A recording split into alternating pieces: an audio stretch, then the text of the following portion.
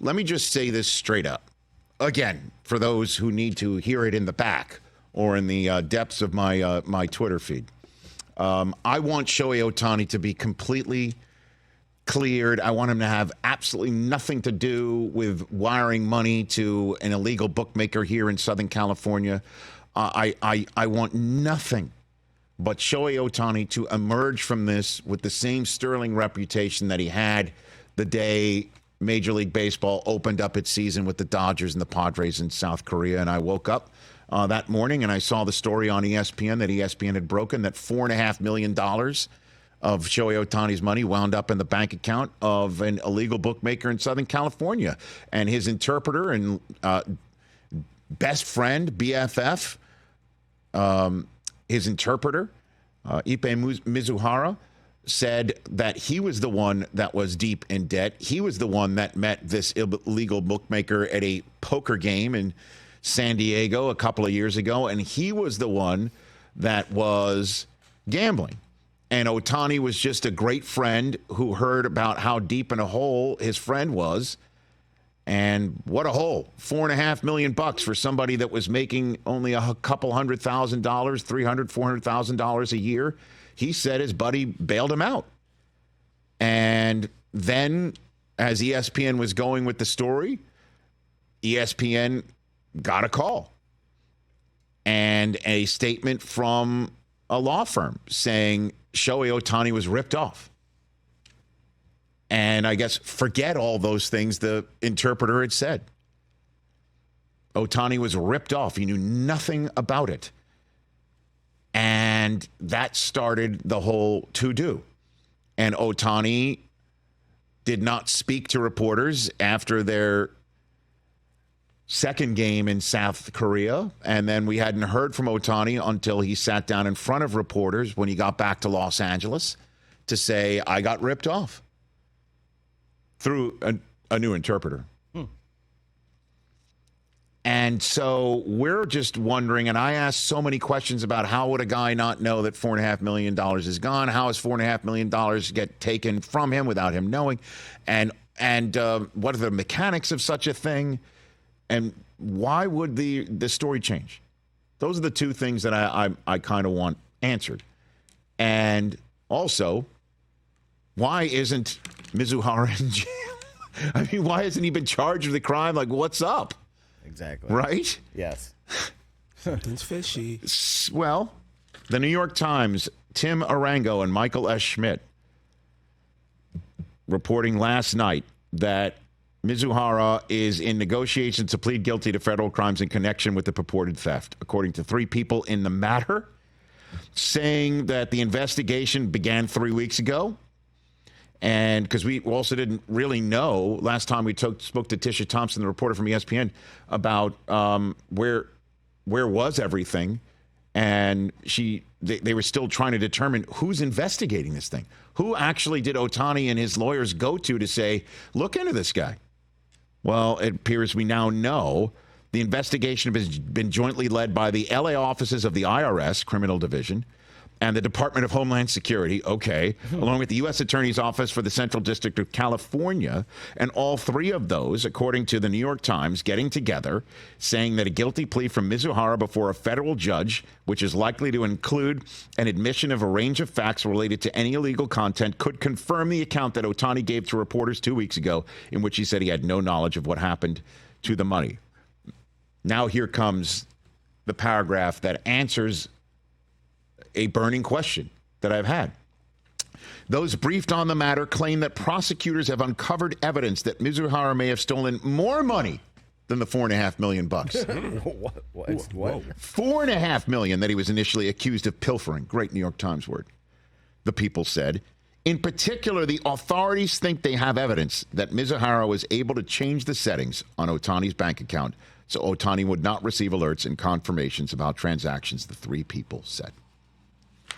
So I reached out to people that would know in the banking community today on this very subject matter, and it does appear it is feasible. It is not impossible, although there are still some questions that need to be answered, detailed about how exactly do you do this? Because it's more than just ticking a box on, fill in the blank bankname.com.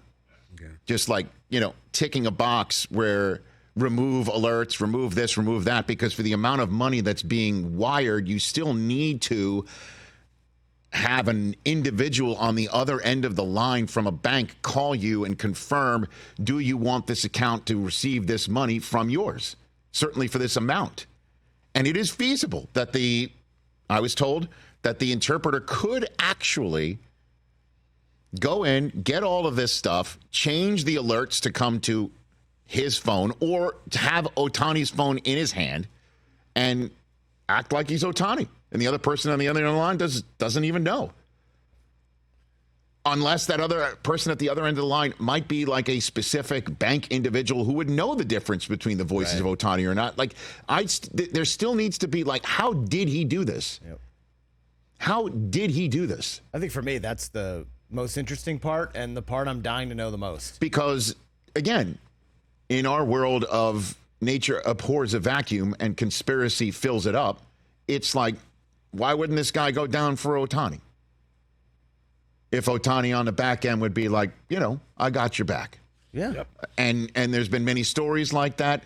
The pushback to that, again, I'm coming from all angles of this to try and square the circle. And if I have any agenda, because I did put this out on Twitter, like, hey, how could he just, change settings to get away with $4.5 million disappearing? And apparently it's more than $4.5 million.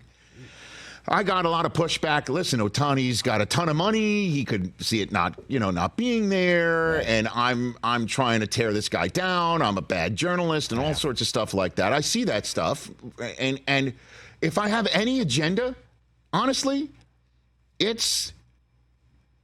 I want this guy cleared. Yeah, you're leaning to the positive side. Dude, I call my son Kooptani. Like, come on. I want Kooptani because, again, when this story came out, Cooper came home from school because I hadn't seen him for a few hours. He comes home and he goes, Dad, the interpreter's guilty and Ohtani's innocent. And I'm like, well, this isn't a court of law. We're still trying to figure stuff out, but it does look better for Ohtani. Yeah, because my other part of it, too, is, and I love this guy. This guy is one of my favorite human beings I've ever met in my life.